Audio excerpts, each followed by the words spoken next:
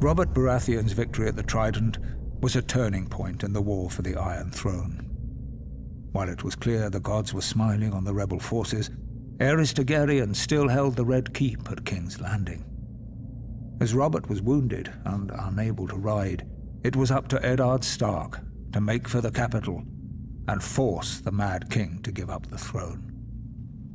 Lord Stark reached the city gates to find that Tywin Lannister, Lord of Casterly Rock, had already sacked the city in Robert's name.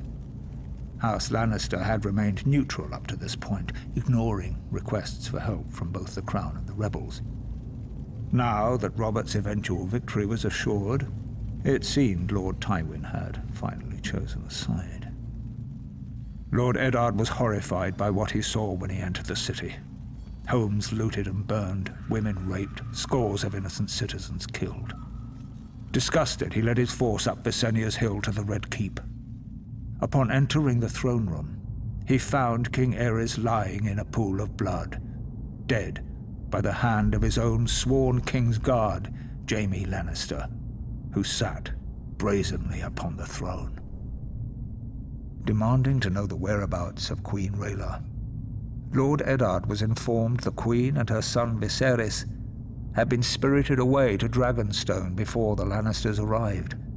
But other members of the royal family were not as fortunate. Elia, Martell of Dorne, who was the wife of Prince Rhaegar, had been raped and murdered by Ser Cregor Clegane on Lord Tywin's orders. Ser Gregor and his men had also butchered Rhaegar's young children. When Robert was well enough to reach the capital, Lord Eddard demanded the Lannisters answer for their heinous crimes. Robert refused, and sent him south to relieve the Baratheon stronghold of Storm's End, which was still under siege by forces loyal to the Crown.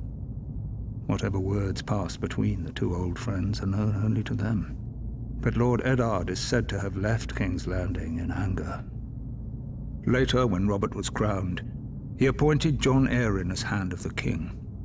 Lord Arryn's first order of business was to broker a truce with the Martells of Dorne, who were outraged by the brutal murder of Princess Elia and her children.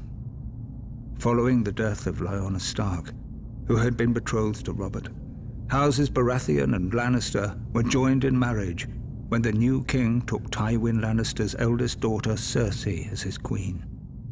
As for Eddard Stark, he returned to his stronghold of Winterfell, forever haunted by his sister's death and the shameful way that Robert had secured his throne.